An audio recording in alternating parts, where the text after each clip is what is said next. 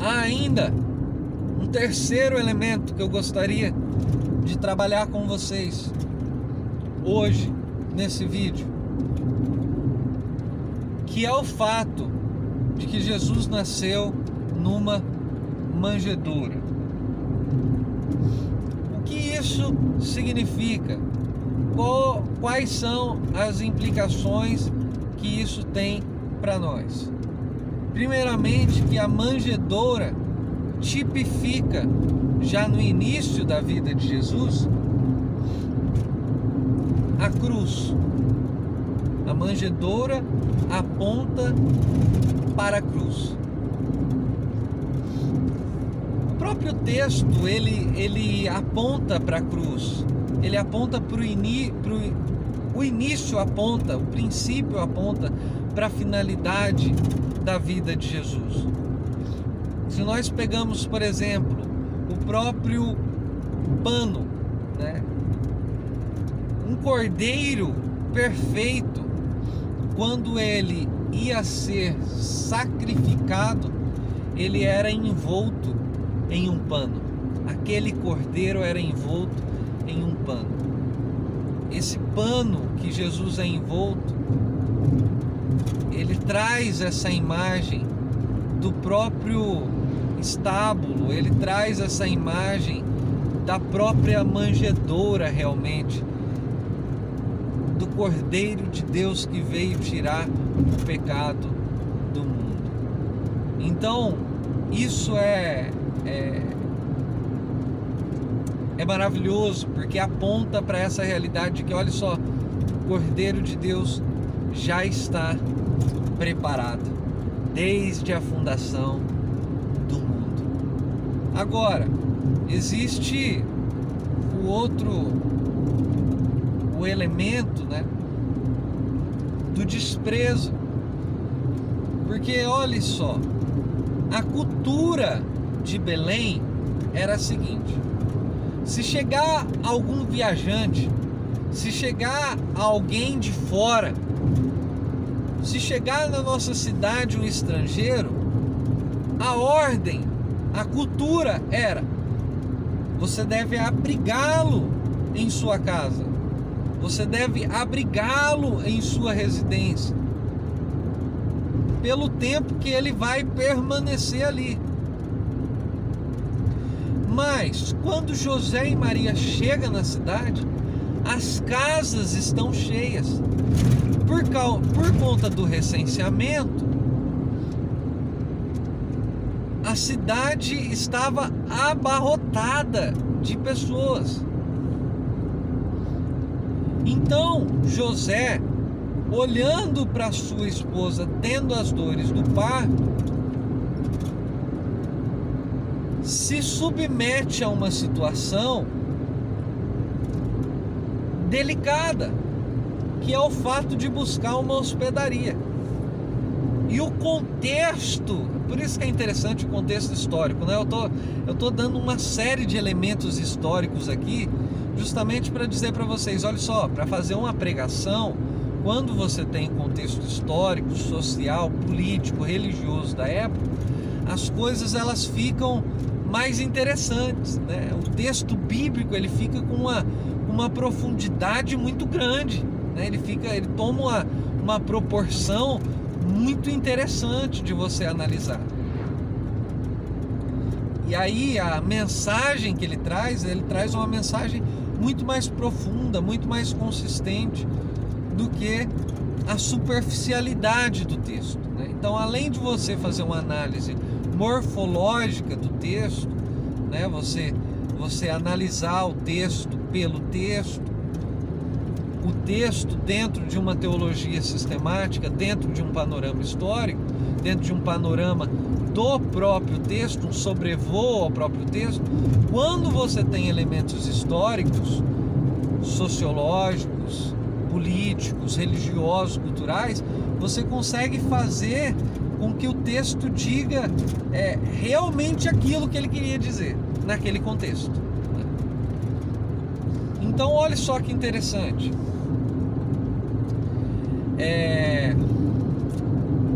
Eu estava dizendo para vocês que existia então um elemento histórico importante,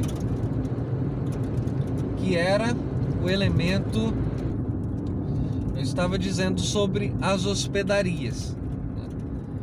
As hospedarias não eram um lugar frequentado por pessoas benquistas na sociedade. As hospedarias elas eram procuradas por homens que queriam beber,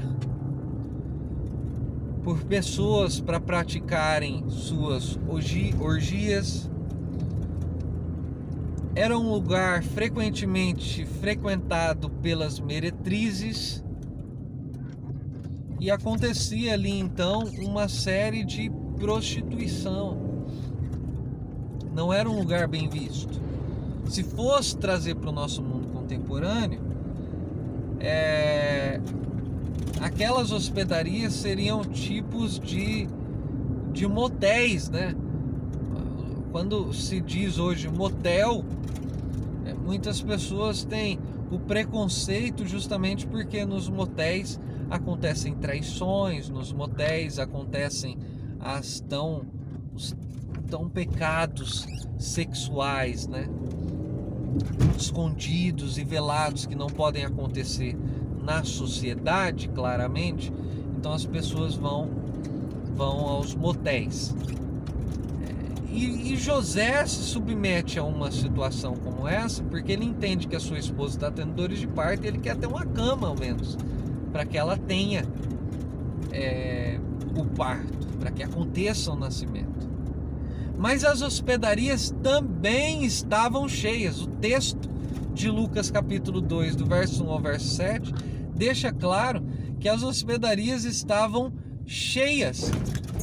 E então José acha ali uma manjedoura, um estábulo, um lugar onde viviam os animais, os carneirinhos, os cordeirinhos, as ovelhinhas, né? E eles viviam ali. E é nesse lugar então que o Salvador nasce, num lugar que ninguém estava, tipificando um lugar de desprezo. Por isso que no começo desse vídeo eu disse, olha, um dos elementos é que a manjedoura ela aponta para a cruz, porque a cruz também é um lugar de desprezo. Agora,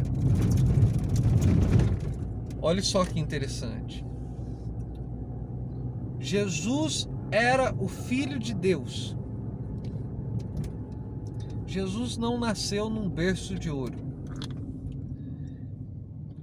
Jesus não nasceu nos grandes palácios. Mas Jesus deveria nascer num berço de ouro e nos grandes palácios, porque Jesus era o Filho do Deus vivo. Jesus não era o filho de um mero imperador. Jesus não era o filho de um mero grande político. Jesus era o Filho de Deus. Jesus merecia o trono porque ele é o Rei dos Reis e Senhor dos Senhores. Não há nenhum nome no céu, nem na terra e nem embaixo da terra que seja digno de honra, de glória e de todo o louvor como é o nome de Jesus. Jesus merecia o trono, mas Jesus é posto no lugar de vergonha, no lugar de desprezo, que é o madeiro e que foi a cruz do Calvário. E aqui vem a outra reflexão, então, teológica, o diálogo que eu faço com o texto, que é a seguinte pergunta: